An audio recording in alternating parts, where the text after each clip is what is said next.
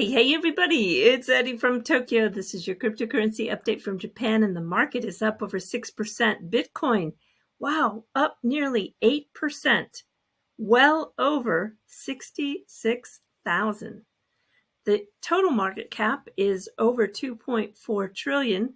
You're looking at the top 100, and yeah, we have a lot of impressive gains. Jupiter, Fetch, they're up over 10%. Near is up over 13%. Phantom, Immutable, Say, up in that 17 and 18% range.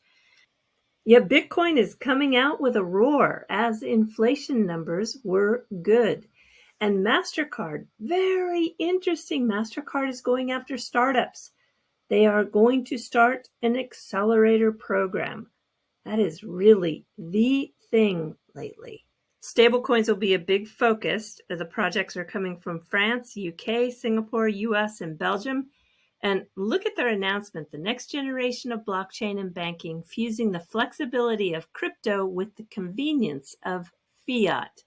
Wow, we have arrived.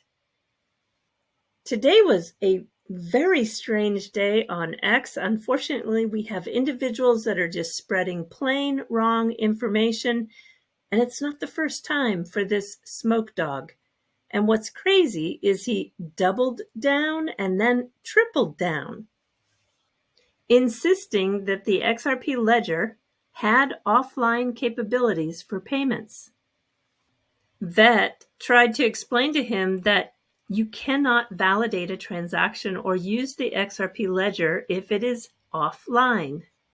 I had brought this up a couple of days ago because there was a big YouTuber who was also spreading this same information, and I just said, I can't take it anymore. And Scams joined in with me and said, Eddie, I can't take it anymore. And finally, Weetsa Wind came in and said the XRP ledger has no offline capabilities. And he said, Scams, I can't take it anymore. And Mayuka, Ripple's senior software engineer, told him that it just doesn't work by magic. You see, when a transaction happens, not payments, but when a transaction is made offline, yes, you can take those details and securely store them onto a user's device, but there's no update to a ledger or blockchain. Therefore, there is no payment with a record on the blockchain or ledger. Only the device, when it's connected to the internet or encounters another device that is connected to the online blockchain network, does it synchronize with these stored transactions. So this means that a payment only occurs after the device goes online with the internet, electricity, and is recorded on the ledger. Now, this sort of process is called a deferred synchronization, but the XRP ledger does not have offline capabilities. Now, not only have we seen a lot of misinformation with R3 and the digital asset XRP, but there is today even information going around that they are over the target with XRP being used with the M bridge.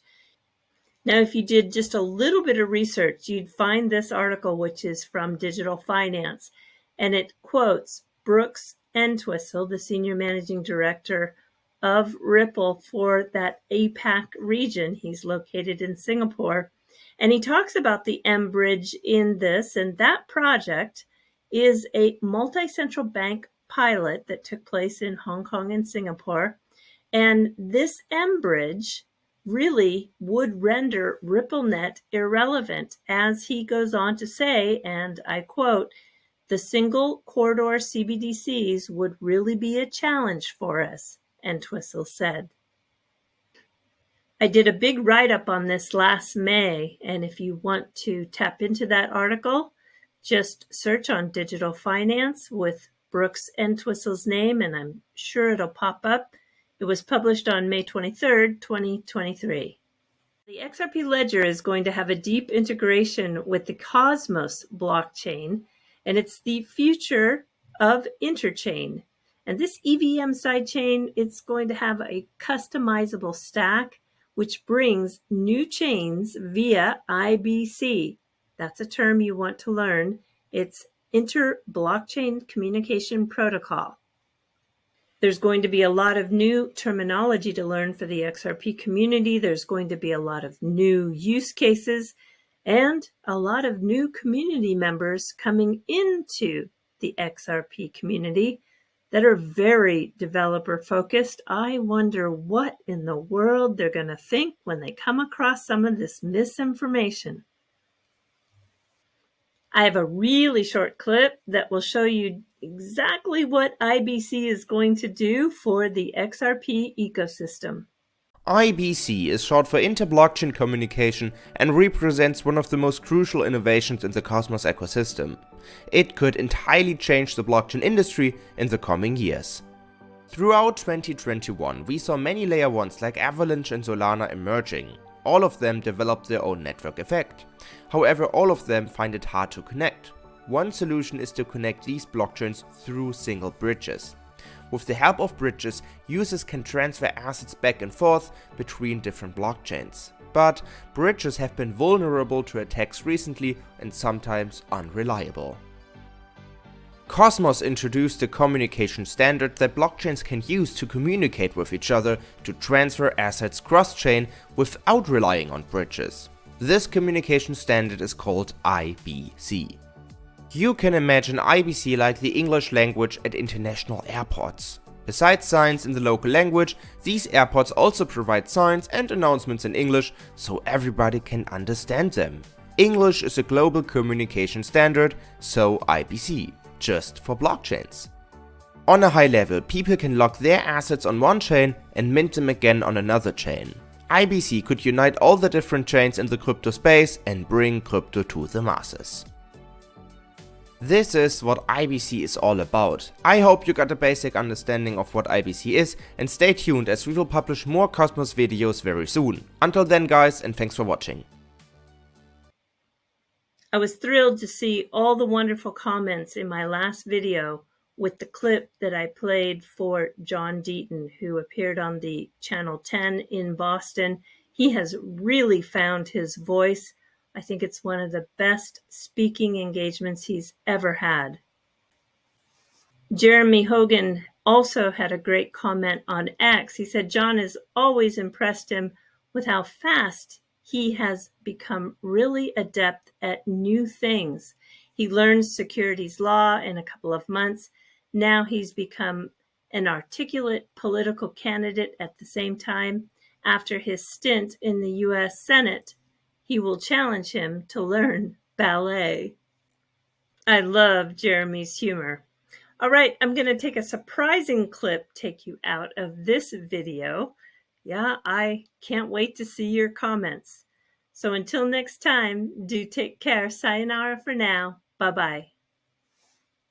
What we have learned is that the IRS, in fact, has been using AI to access bank accounts of American citizens without any kind of a search warrant or even without any specific claim that they have committed a crime.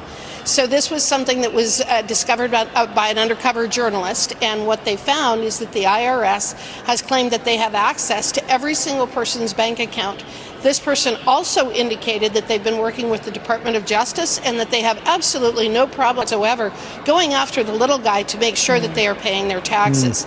This is such a blatant violation of the Fourth Amendment that Jim Jordan and I sent a letter to the IRS demanding that they provide additional information about what they are doing with AI and what they are doing to protect the civil rights of American citizens. So, Congresswoman, what's the end game here? Because at the end of the day, you can't put the AI genie back in the bottle, and it's so easy to use these technologies in the way that you're suspecting the IRS is. How do you protect American citizens and our constitutional rights?